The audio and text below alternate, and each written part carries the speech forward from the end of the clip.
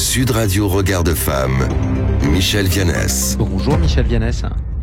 Bonjour Jean-Marie. Présidente de l'organisation non gouvernementale Regard de Femme. Ma chère Michèle, les Jeux Olympiques de Pékin se terminent aujourd'hui. Le CIO a communiqué sur la parité entre les femmes et les hommes aux JO d'hiver de 2022. Bref, il y avait 45% de concurrentes en tout et 53% des épreuves concernaient les femmes. Vous en pensez quoi ? Eh bien, c'est en effet une très belle avancée qui induit un nombre significatif de sportives qui vont être médaillées olympiques. Et on peut à ce sujet se demander pourquoi les retransmissions télévisées des compétitions féminines en France, par exemple, représentent moins de 20% du sport à la télé, alors que ces retransmissions ont toujours de bonnes audiences. Et les conséquences, je dirais, de ce manque de visibilité sont triples.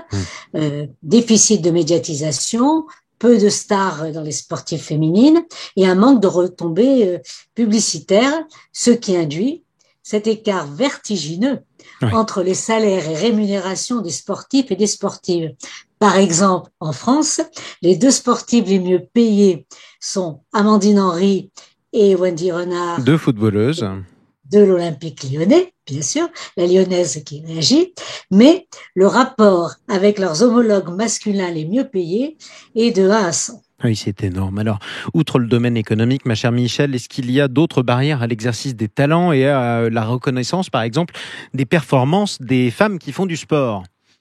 Eh bien, toujours la permanence des stéréotypes sexistes dans l'encadrement technique, dans la gouvernance des instances dirigeantes, dans les moyens accordés au sport féminin et évidemment, je dirais, les spécificités biologiques des femmes, le cycle hormonal et la maternité. Et à ce sujet, donc, il convient de noter des avancées, en particulier celles dans le handball pro féminin. Un accord sectoriel récent garantit donc le maintien du salaire d'une joueuse pendant 1 an au lieu de 3 mois précédemment et en cas de grossesse ou de blessure. Alors je pense que les sportifs des autres fédérations de ce qu'on appelle le sport de petit terrain comme le volley ou le basket vont sûrement revendiquer les mêmes avancées. Mais c'est vrai que gérer le congé maternité, c'est très important. Alors vous évoquez, Michèle, les différences biologiques entre les femmes et les hommes, notamment dans le sport. Est-ce que c'est pas un peu sexiste ça malgré tout ? Eh bien, les attaques des obscurantistes contre le sport féminin, c'est ça qui est sexiste. On a évoqué la semaine dernière l'islam politique qui veut entraver les sportifs dans un hijab et un survêtement pour en faire leur porte-drapeau, mais il y a également les manœuvres des transactivistes, ces hommes qui se déclarent femmes pour participer aux compétitions sportives féminines, les gagner, et écarter ainsi toutes les femmes des podiums, ou bien pour s'emparer des bourses censées être attribuées aux sportives dans les universités américaines.